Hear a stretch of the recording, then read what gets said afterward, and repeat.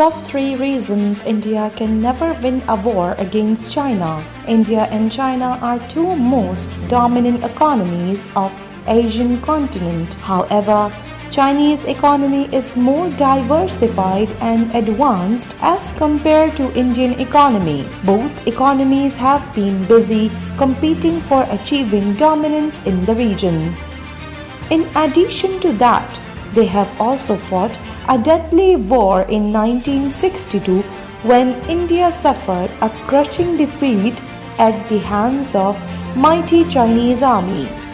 The drumbeat of war is again being beaten in the region. However, war between these two countries could cause heavy damages to both economies. The coronavirus and the economic downturn caused by currency demonetization and an expensive war could lead to a serious downturn in the already bleeding Indian economy.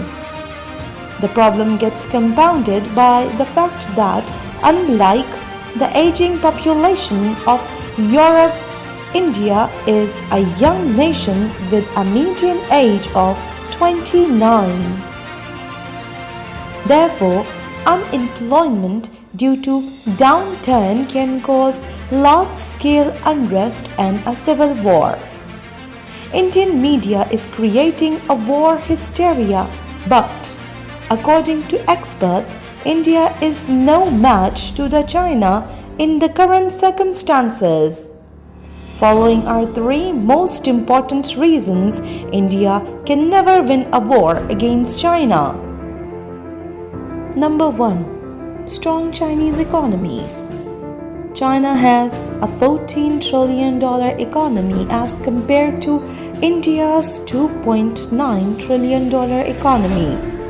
Therefore, it would be extremely difficult for India to sustain a conflict over a long period of time. Indian economist Swaminathan Iyer said in a report by the Economic Times that the gap between China and India militarily and economically is 5 times bigger than it was in 1962. Therefore, it will be a suicidal for India to carry out a misadventure against China. Number 2. Chinese military might. The Indian estimates on a war are based on a rosy picture where it predicts that war will go on for a couple of weeks and then there would be a diplomatic intervention by the international community. But things may not go according to Indian calculations and there are doubts about how long India could sustain a war effort.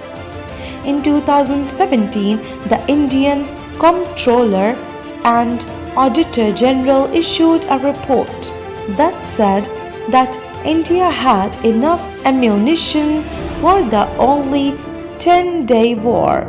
Moreover, Chinese military has an informationized combat system that integrates all troops, weapons and equipment together.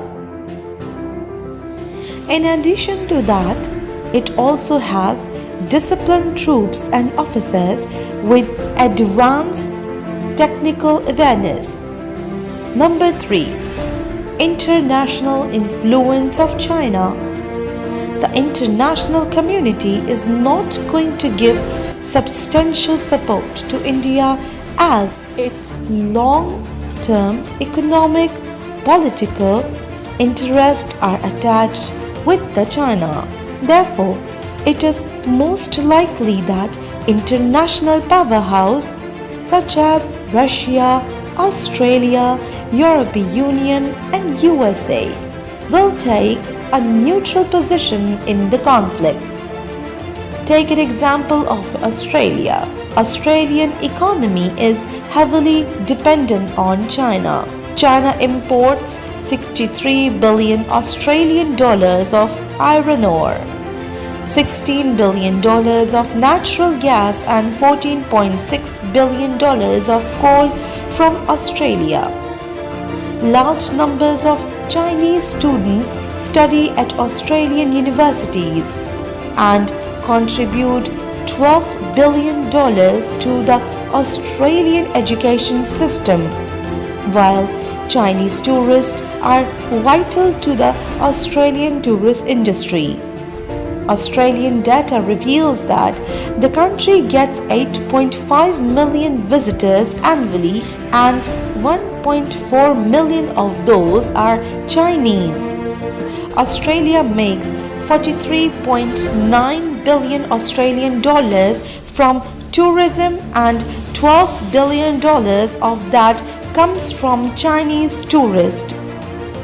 After discussing above reason, it is clear that war is not an option for India. Therefore, India should stop pursuing its extremist policy and it should focus on the welfare of its people.